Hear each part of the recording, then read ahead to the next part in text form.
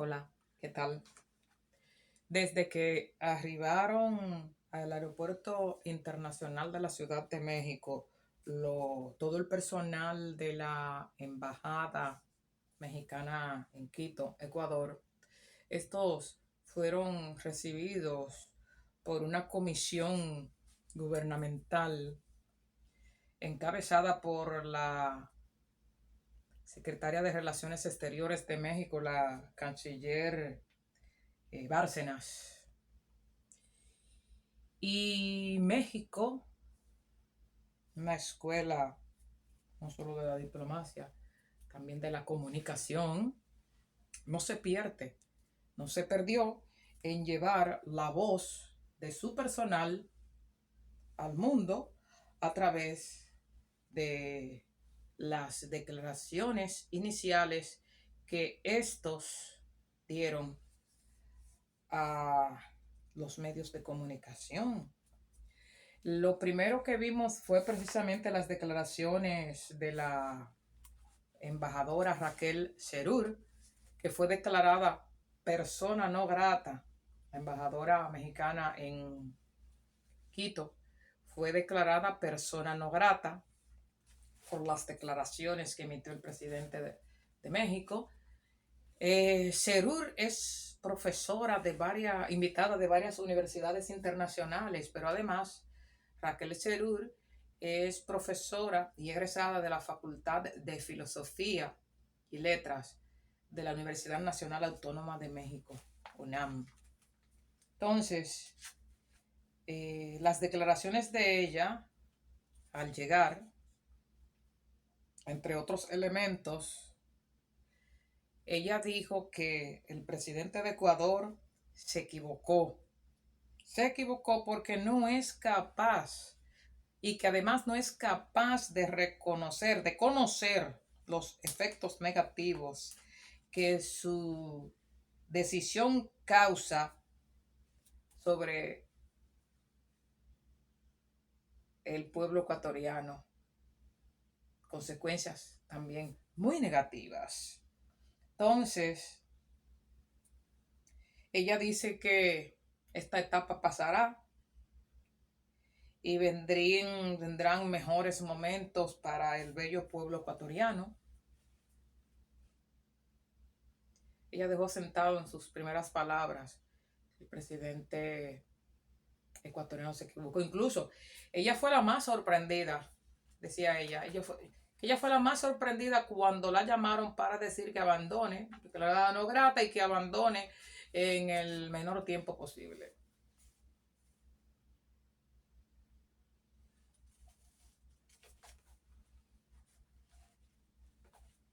El canciller de la embajada, Roberto Canseco, fíjense que cuando él llega, lo primero que dice es, qué bien se siente llegar, qué bien se siente llegar de nuevo a México. Dice, qué bien se siente.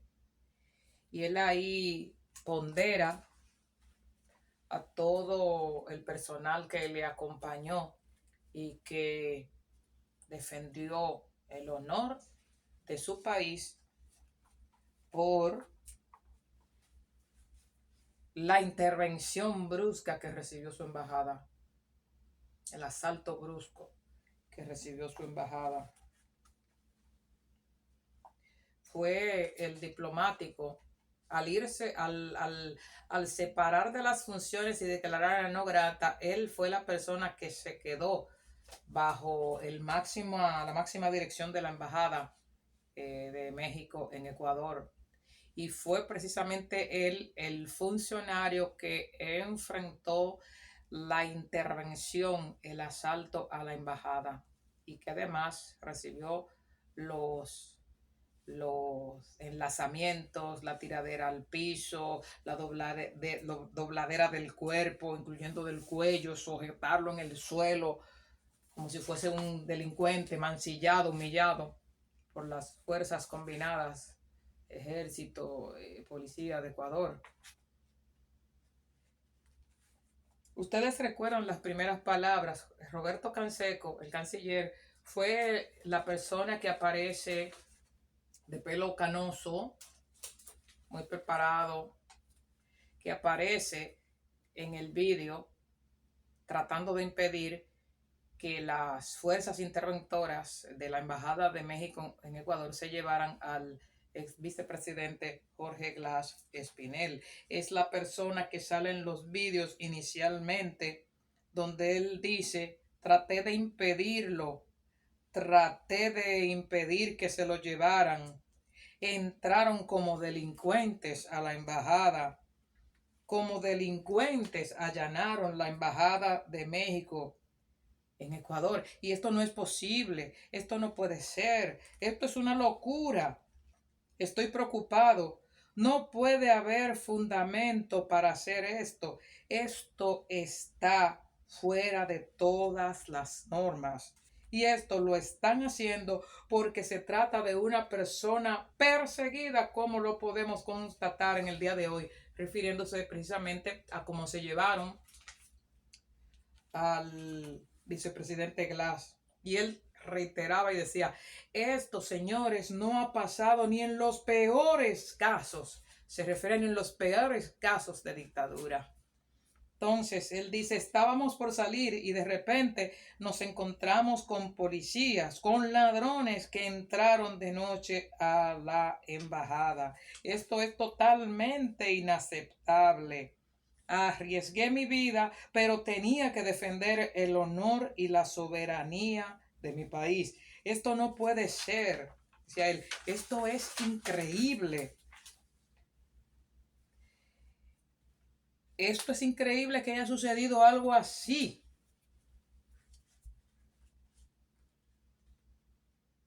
Y volvemos a insistir, qué admirable, qué valiente el canciller Canseco. Otra persona que también dejó claro en sus palabras ese día fue la canciller Alicia Bárcenas, cuando ella dice, vamos a llevar el caso a todos los organismos regionales, al sistema ONU, y además vamos a llevar el caso a la Corte Internacional de Justicia. Ella dice, porque atiende casos de los estados, asuntos que han llevado a cabo los estados, y en ese proceso judicial nos presentaremos porque tenemos como propósitos que nos otorguen la razón y que se obligue al gobierno de Ecuador a reparar los daños.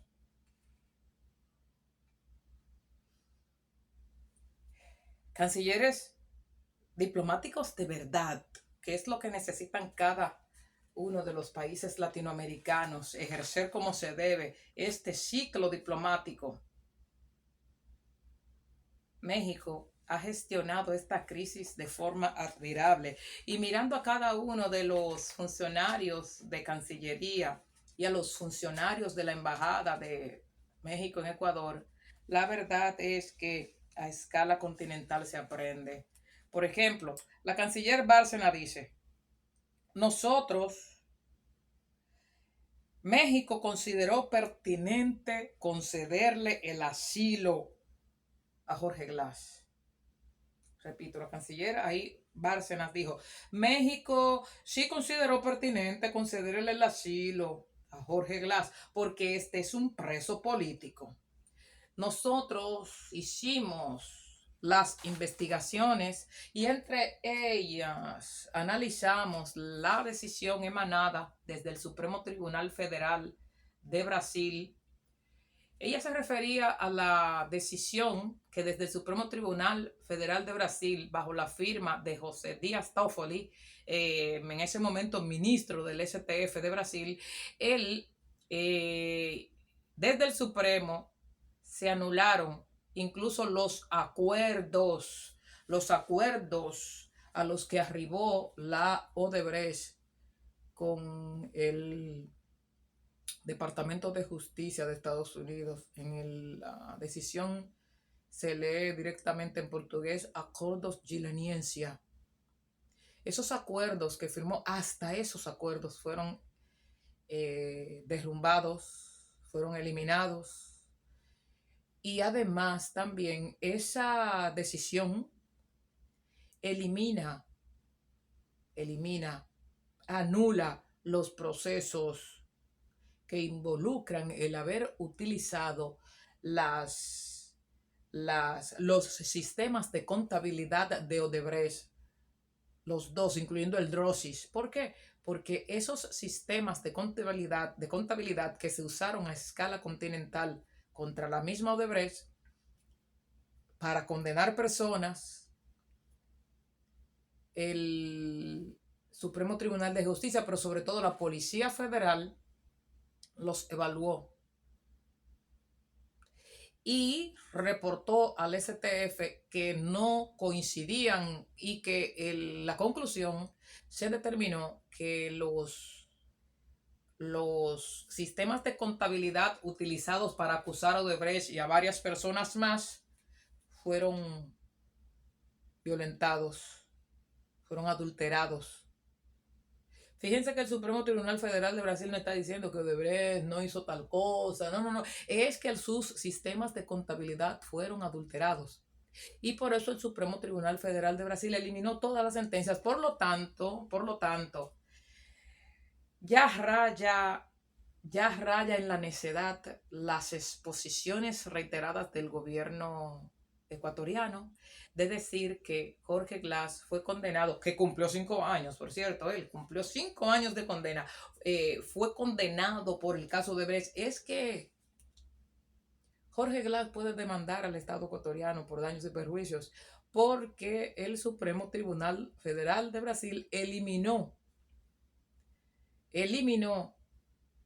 la posibilidad de juzgar personas con sistemas de contabilidad que fueron adulterados, como fue el caso de los dos sistemas de contabilidad de la Odebrecht, que fueron los que utilizó Operación Lavallato para acusar y someter a la justicia a toda la retahíla de personas que tiene, con dos sistemas de contabilidad de Odebrecht que fueron adulterados. Por lo tanto, de esa decisión del Supremo Tribunal Federal de Brasil, a Jorge Glass no lo pueden juzgar por los casos Odebrecht. El otro caso que lo condenaron ahora en abril, apareció cumplió 5 años, pero ahora aparece en abril una condena por enriquecimiento ilícito. Jorge Glass es ingeniero porque fue el encargado de la reconstrucción de Manabí. Manabí debe ser un cantón. Voy a revisar. No sé si es un cantón. No es un departamento. Debe ser un cantón. Voy a revisar. Que tengo una confusión ahí. La reconstrucción. Por eso que... Y lo que hacen es, recuerden, que les dictan prisión preventiva. Jorge Glass se presume inocente hasta que no pase el caso por todas las instancias correspondientes. Pero sobre todo, propaganda pura del gobierno ecuatoriano. El delincuente internacional, delincuente común. Él no ha sido juzgado en este segundo caso. Y el primero fue eliminado porque Lavallato Brasil utilizó los sistemas adulteró los sistemas de contabilidad de Odebrecht. Por lo tanto, Jorge Glass no puede ser reencausado 2 veces por la misma causa, pero además cumplió una condena injustamente de 5 años. ¿Por qué? Porque esos sistemas fueron adulterados y el Supremo Tribunal Federal y la Policía Federal de Brasil evaluaron esos sistemas que utilizó Lavallato, tanto la Policía Federal como el Supremo Tribunal Federal, y por eso fueron eliminados y se elimina el uso de esos documentos para condenar personas porque son documentos falsos. Repito. Por lo tanto, el gobierno ecuatoriano miente cuando sigue utilizando el caso Odebrecht contra Jorge Glass. Pero además Glass dice en una entrevista que fue él precisamente el que ordenó detener los pagos a Odebrecht por no recuerdo qué cosa. O sea, él ordenó. O sea que él dice, los que se enriquecieron fueron otros, no yo. Yo no. Es un preso político, evidentemente. Un preso político del anterior gobierno, del anterior de Lenin, del anterior al anterior Lenin y del actual también. Un preso político. Y en eso tiene que estar clara toda la población latinoamericana. Jorge Glass es un preso político. Bueno, recuerden que su partido llevó una lucha muy fuerte contra la Texaco Chevron. ¿Ustedes recuerdan? Las manos sucias de Chevron. Ahí hay unos multipoderes metidos contra Jorge Glass que no descansarán hasta que lo vean desaparecer.